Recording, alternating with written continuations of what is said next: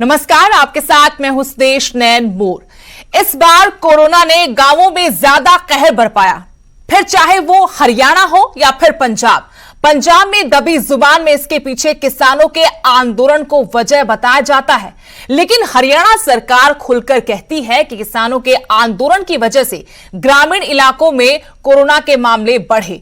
आज न्यूज 18 आपको हरियाणा सरकार की वो रिपोर्ट दिखाने जा रहा है जिसको आधार बनाकर खुद मुख्यमंत्री और सरकार के मंत्री लगातार दावा करते रहे हैं कि कोरोना के बढ़ते मामलों के पीछे किसानों का आंदोलन है। ये रिपोर्ट देखिए।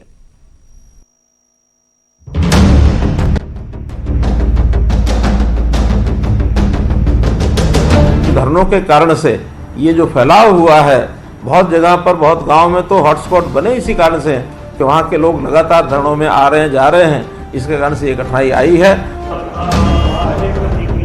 कोरोना और किसान आंदोलन का अब तक जुबानी तौर पर कनेक्शन बताने की कोशिश कर रही हरियाणा सरकार ने इस बार आंकड़ों के साथ अपने दावे पुख्ता करने की कोशिश की है। न्यूज 18 के पास मनोहर सरकार की वो एक्सक्लूसिव आंतरिक सर्वे रिपोर्ट मौजूद है जिसके मुताबिक दिल्ली के बॉर्डर पर चल रहे आंदोलन और हरियाणा के गांवों में बढ़े कोरोना के मामलों में सीधा नाता है। आंकड़ों में जाने से पहले सर्वे का पैटर्न समझ लेते हैं। दरअसल सरकार ने पिछले साल और इस साल हरियाणा के अलग अलग गांवों में हुई मौत का जिलेवार डाटा तैयार किया है, जिसमें किसान आंदोलन से पहले और किसान आंदोलन के दौरान मौतों के आंकड़े में फर्क बताने की कोशिश की गई है। सरकार ने सर्वे के लिए जो वक्त चुना है वो 20 अप्रैल से लेकर 10 मई तक का है। सर्वे को कुंडली बॉर्डर और टीकरी बॉर्डर के हिसाब से बांटा गया है। कुंडली बॉर्डर पर जाने वाले किसानों में सोनीपत, करनाल, कैथल, जींद और अंबाला के किसान शामिल हैं, जबकि टीकरी बॉर्डर के जिलों में जींद, झज्जर, हिसार, रोहतक, भिवानी और सिरसा को शामिल किया गया है। अब जिलेवार जानिए कोरोना और किसान आंदोलन का कनेक्शन जो सरकार की रिपोर्ट में दर्ज है। सबसे पहला सोनीपत जिला। सोनीपत इसलिए अहम हो जाता है क्योंकि सिंघू बॉर्डर के जिस इलाके में 6 महीने से किसानों का आंदोलन चल रहा है वो इसी जिले के तहत आता है। और सरकार की रिपोर्ट कहती है पिछले साल 20 अप्रैल से लेकर 10 मई के बीच सोनीपत के 13 गाँव में कुल 66 मौतें हुई थी। तब न किसान आंदोलन था और न ही इन गाँवों में कोरोना से मौत का कोई मामला। लेकिन इसी दौरान 2021 में इन्हीं गाँव में 189 लोगों ने दम तोड़ा, जिनमें 22 मौतें कोरोना से थी। सरकार की रिपोर्ट के मुताबिक 20 अप्रैल से 10 मई 2021 के बीच इन 13 गाँव से कुल 36 लोग आंदोलन में शामिल होने के लिए गए थे। यानी सरकार सीधे तौर पर मानकर चल रही है कि गाँव में कोरोना के दाखिल होने के पीछे किसानों का आंदोलन एक बड़ी वजह है। अगला जिला है करनाल, जहां 4 गांवों में पिछले साल 13 मौतें थी, जबकि इस साल यही आंकड़ा बढ़कर 42 हो गया है, जिनमें 6 मौतें कोरोना से हुई। सिंघू बॉर्डर के धरने में शामिल होने वाले किसानों और उनके गांव के हिसाब से जो रिपोर्ट तैयार की गई है उसमें कुल 5 जिले हैं, जिनकी पूरी तस्वीर कुछ ये कहती है। पिछले साल इन 5 जिलों में से 118 मौतें हुई थी, जिनमें कोरोना से हुई 2 मौतें भी शामिल हैं। जबकि इस साल इस आंकड़े में 2 गुने से ज्यादा की बढ़ोतरी हुई और 275 लोगों ने दम तोड़ा। ज्यादा अहम बात ये कि इन 275 लोगों में से 34 की मौत कोरोना की वजह से हुई। अब सिंघू से टीकरी की तरफ चलते हैं, क्योंकि सरकार की रिपोर्ट में टीकरी बॉर्डर से किसानों की गाँव में आवाजाही के आंकड़े भी दर्ज है और सबसे ज्यादा असर इन्हीं गाँवों में दिखता है।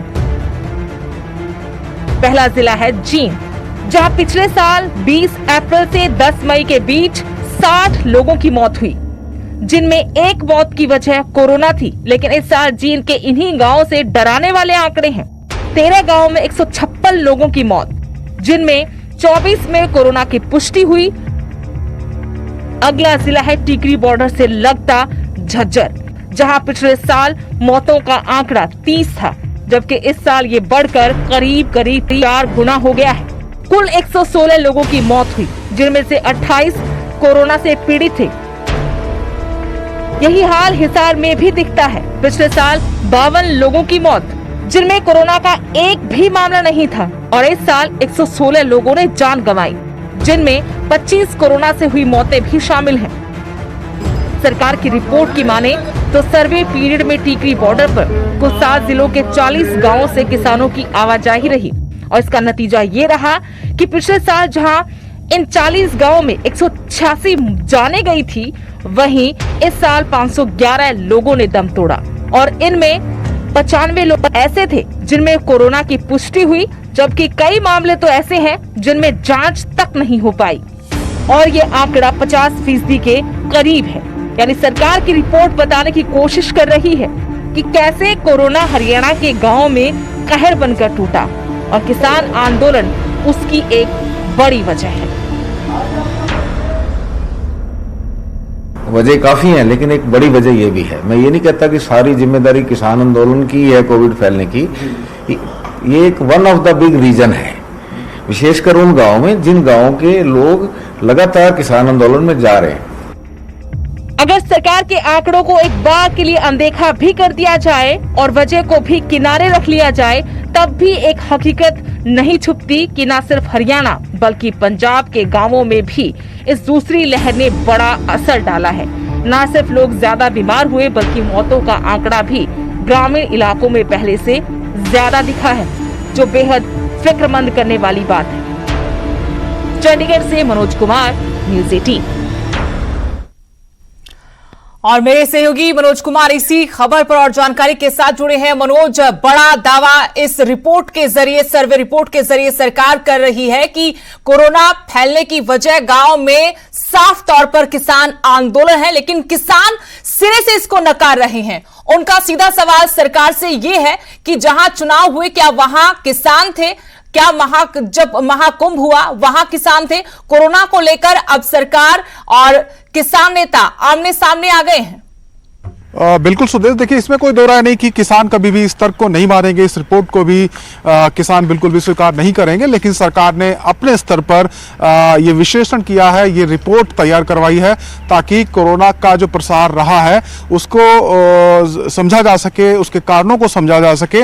और जो हम रिपोर्ट दिखा रहे हैं अपने दर्शकों को, ये हरियाणा सरकार के द्वारा तैयार की गई है, आंतरिक रिपोर्ट है जिसे सरकार ने अपने विश्लेषण के लिए तैयार करवाया। और रिपोर्ट ये बताती है कि इस साल अप्रैल और मई में जो 1 महीने का समय चुना गया है, 10 अप्रैल से 11 मई तक का 1 महीने का वक्त, इस अवधि में और 2020 के दौरान इसी अवधि में जो मौतें थी उनमें बहुत ज़्यादा अंतर है।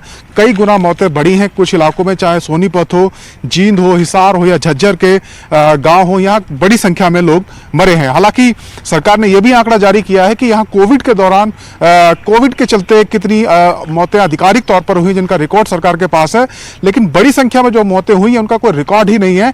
और सरकार का कहना है क्योंकि बहुत ज्यादा टेस्टिंग नहीं हो पाती है गांव में, और कई मरीज ऐसे होते हैं जिनमें कोरोना जैसे लक्षण थे लेकिन उनका कभी टेस्ट हुआ ही नहीं, उनकी मृत्यु भी हो चुकी है, तो कभी ये पता नहीं लगेगा कि उनकी मौत हुई क्यों। लेकिन सरकार का इसके पीछे तर्क ये है कि अगर एक साल में मौतों की संख्या इतनी ज्यादा बढ़ती है तो इसके पीछे कोरोना ही जिम्मेदार है, और कोरोना जिम्मेदार है तो कोरोना आया कहां से? जी, जब किसान आंदोलन एक बार फिर से आगे बढ़ने की कोशिश में है, किसान एक बार फिर से आंदोलन को तेज कर रहे हैं, उस वक्त में सरकार का ये सर्वे, इसके पीछे क्या और मतलब हो सकते हैं, इसके मायने क्या और निकल सकते हैं? क्योंकि सरकार की तरफ से कहा जाता है आंतरिक रिपोर्ट है, लेकिन रिपोर्ट सार्वजनिक हो जाती है।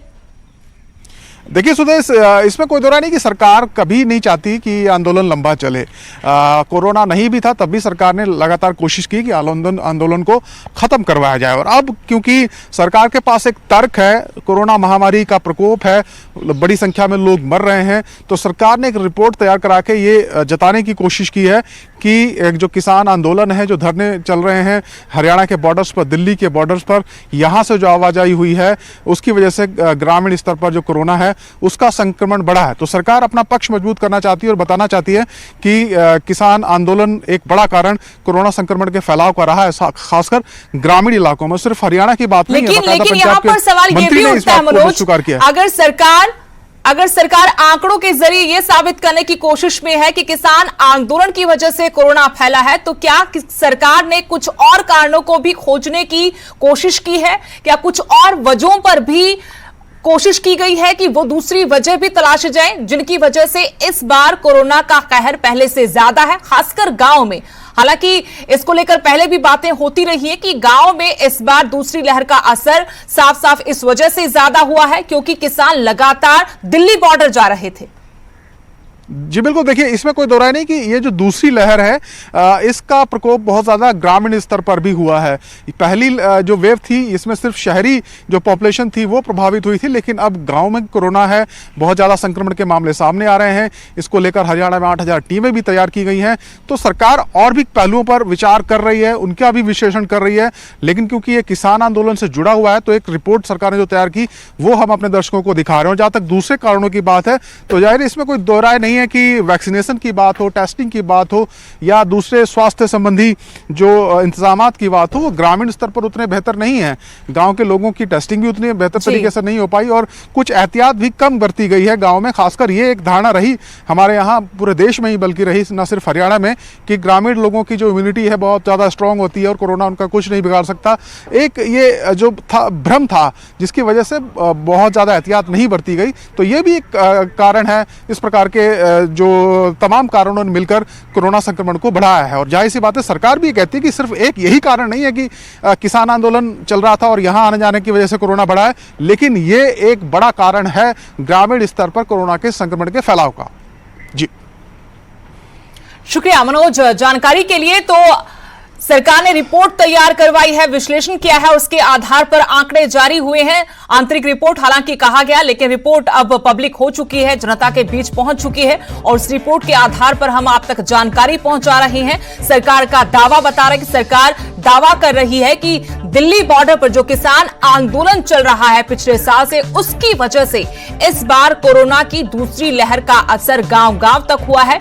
यानी सरकार यह दावा कर रही है कि कोरोना गांव में अगर फैला है तो उसके पीछे किसान आंदोलन है। किसानों की वजह से इस बार गांव तक में कोरोना की मार पड़ी है।